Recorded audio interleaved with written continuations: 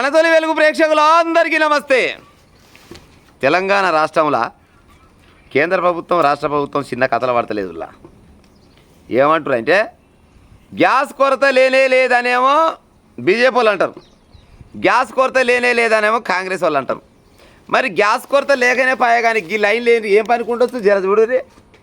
ఆంధ్రజ్యోతి పేపర్లో ఇంత పెద్దగా ఇచ్చిర్రు ఇయ్యాల. మరి గ్యాస్ కొరత లేకనే పాయే, మరి ఈ లైన్లు ఏం పనుకున్నట్టు? నిన్న పేపర్లో ఎంత పెద్దగా ఇచ్చిండు ఎక్కడ బాయ్? నిన్న పేపర్ ముచ్చట, నిన్న పేపర్ జర పేపర్ కాడికి ఇచ్చే ఉపాయం చేయరులా. పెళ్లి కళ తప్పింది బాసు అని ఇచ్చిండు.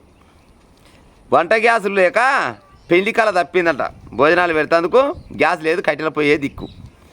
ఇంట్లో ఒకటి భయంతో మరొకటి అనేమో ఒక రకమైన వార్త. గ్యాస్ అవసరాలకు గ్యాస్ కొరత లేనే లేదు, గృహ అవసరాలకు గ్యాస్ కొరత లేదనేమో ఎవరైనా ఉత్తమ్ కుమార్ రెడ్డి చెప్తాడు. ఆయన లేదనే ఈయన లేదనే, మరి లైన్లు ఏం పనుకున్నట్టు?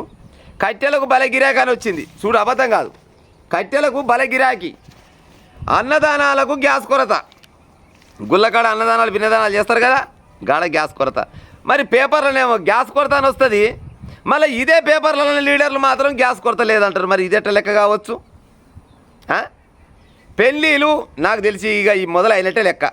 వందలాది పెళ్ళిళ్ళు ఉంటాయి, వందలాది కాదు వేలాది పెళ్ళిళ్ళు ఉంటాయి. మరి గ్యాసే లేకుంటే పరిస్థితి ఏం కావాలి? కట్టెలకేమో బల గిరాకీ పెరిగిందంట. కట్టెలు దొరికే కాలం లేదు, పాడైపోను. ఎలా దొరుకుతాయి? ఇప్పటికిప్పుడు కావాలంటే కట్టెలు దొరుకుతాయా? కేంద్ర రాష్ట్ర ప్రభుత్వాలు మాత్రం బల కథలు పడ నేర్చిరు, గ్యాస్ కొరత లేదు. గ్యాస్ కొరత లేకుంటే మరి లైన్లు ఏం పనుకున్నట్టు? నిన్న నెట్టించారు, గ్యాస్ కట్టించే ఉపాయం చేయరు. నిజంగానే గ్యాస్ కొరత లేదనుకుంటారు. ఏమంటారు ప్రజలు? అవునా కాదా? ఎక్కడో పక్క దేశంలో యుద్ధాలు జరుగుతుంటే మన దేశంలో గ్యాస్కు కొరత వచ్చింది.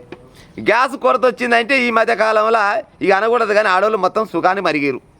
ఈ సుఖాశిపానాలు ఏంది? గ్యాస్ పెడితేనేమో వంటంతా లేకపోతే లేదు. గ్యాస్ అయిపోయిందంటే ఇంకేనా నడుకోవచ్చు అనే పిసుకరా, అట్టయితే వంత లేకపోతే లేదు. నీరు కట్టెల పొయ్యి కాడికి పోనట్టదు ఆమె. అసలు ఇంకా కొంతమందికి కట్టెల పొయ్యి వేసుకుంటే కూడా తెలియని వాళ్ళు చాలా మంది ఉన్నారు. సరే, ఊర్లలో అంటే కట్టెల పొయ్యిలు ఉంటాయి, మరి ఇక పట్నంకాయ ఇక కట్టెల పొయ్యిలు ఉంటాయా? మరి అసలు ఎట్ట ఎలిగియాలో కూడా తెలియని వాళ్ళు ఎంతోమంది ఉన్నారు. మరి వీళ్ళ పరిస్థితి ఏం కావాలి? వీళ్ళు మాత్రమేమో గ్యాస్ కొరత లేదు. మరి గ్యాస్ కొరత లేకుంటే మరి లైన్లు ఏం పనుకున్నట్టు? ఈ నుంచి మొదలుకుంటే ఆడదాకా ఒక్కొక్క దగ్గర 1000 మంది లైన్ కట్టారు. మరి గ్యాస్ కొరత ఎట్ట లేనట్టు లేక చెప్పురిగా. దేశానికి ఎప్పుడో ఒకసారి గిసోని పరిస్థితి వస్తుందనే ఆలోచనతోటి ముందస్తుగా ఒక 2-3 నెలల కొరకు, కనీసం ఒక 2-3 నెలల కొరకుసాన ఏదన్నా కట్టినా మనం, ఏది గ్యాస్ అయినా కానీ పెట్రోల్ అయినా కానీ డీజిల్ అయినా కానీ దాచిపెట్టుకునే ఉపాయం చేయాలి కదా. గది లేదు. తడిస్తేనే గుడిసె కప్పాలి, తడిసిన దాకా గుడిసె కప్పొద్దు. కుక్క అనుకుంటుందంట పాడైపోను. చలికాలం పూట ఏమనుకుంటుందంట? చలి పాడైపోను గారా, చలి పెట్టి పాడవుతుంది, రేపు పొద్దుగాల ఎట్లా చేసి ఒక గుడిసె కింద వంత ఒక గుడిసె కట్టుకుంటా అని అనుకుంటుందంట. పొద్దుగాల ఎండపడ రాగానే అక్కడిక్కడ దుబ్బుతుంది, తప్పత్తలే కూడా మళ్ళీ తిరుగుతూనే ఉంటుంది. మళ్ళీ పొద్దుగంగా మళ్ళీ గుర్తొస్తుంది దానికి, అయ్యో పాడైపోను చలి పెడుతుంది గారా, గుడిచుంటే బాగుండు అని. ఇంకో మన కేంద్ర రాష్ట్ర ప్రభుత్వాల సంగతి కూడా గట్టినే ఉంది. జనాలకు ఆపద వచ్చినాక ఆలోచిస్తారు. ఇప్పుడు ఆ ఆలోచన కూడా లేదు. కానీ ఏం మాట్లాడుతున్నారంటే గ్యాస్ కొరత లేదు. మరి గ్యాస్ కొరత లేనప్పుడు లైన్లు ఏం పని కడుతున్నట్టు? ఊర్లలో గ్యాస్ ఎందుకు దొరకలేనట్టు? చెప్పురు ప్రజలారా, మీ ఊర్లలో గ్యాస్ కొరత ఉందా లేదా చెప్పురి. మరి ఆంధ్రజ్యోతి పేపర్ ఆయనకు మరి లేనట్టే గుర్తున్నట్టు చూడబోతే